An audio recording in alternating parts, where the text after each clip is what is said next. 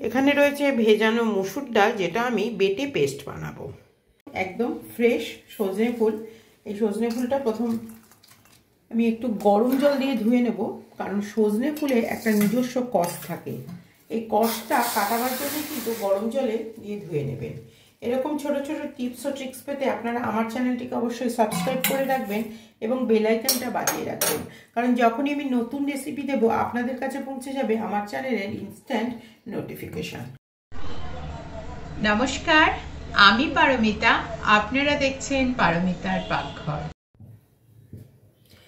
প্রথমে আমি এখানে দিচ্ছি সাদা তেল। এখানে অ্যারাউন্ড 2 টেবিল স্পুন মতন সাদা তেল রয়েছে। সাদা তেলটা প্রথমে খুব ভালো করে গরম করে নিতে হবে। বাঙালি সাবেকি রান্নাতে 5 ফোড়ন কিন্তু একটা খুব প্রয়োজনীয় ইনগ্রিডিয়েন্টস, সেজন্য প্রথমে দিচ্ছি 5 ফোড়ন।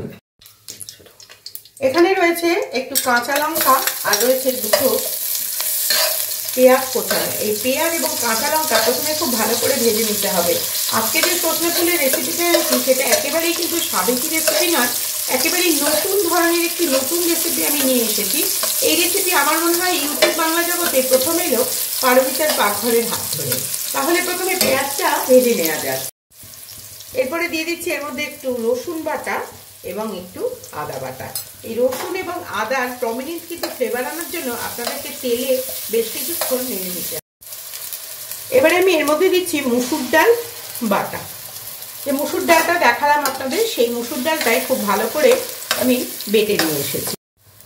দিয়ে দিচ্ছি সামান্য একটু হলুদ গুঁড়ো, 1/2 চামচ মতন, সামান্য একটু ধনে গুঁড়ো এবং 1/4 স্পুন দিচ্ছি দেগি মির্চের গুঁড়ো, আর দিচ্ছি 1/4 স্পুন মতন একটু জিরে গুঁড়ো। এটা দিয়ে এবারে যেহেতু ডালটা অনেকটাই শক্ত, এর মধ্যে দিয়ে দেবো বেশ কিছুটা জল।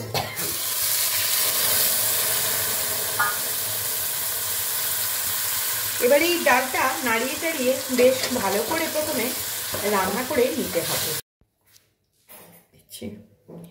দিয়ে দিচ্ছি 1 চামচ মতন লবণ। আপনারা আপনাদের স্বাদ মতন লবণ দেবেন। যে সজনে ফুলটা আমি ভিজিয়ে রাখলাম গরম জলে, সেই সজনে ফুলটা গরম জলে ভিজিয়ে রাখলে সজনে ফুলের কিন্তু একেবারে কষাটে ভাবটা চলে যায় এবং সজনে ফুলের একটা অপূর্ব সুন্দর স্বাদ কিন্তু আসে।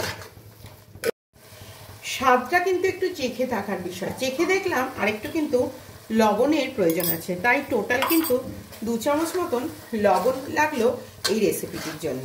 এখানে আমি অ্যারাউন্ড 150 গ্রাম মতন সজনে ফুল নিয়েছি এবং 4 টেবিল স্পুন মতন আমি মসুর ডালের ব্যবহার করলাম। এই রেশিওটার জন্য কিন্তু 2 চামচ লবণের প্রয়োজনীয়তা আছে।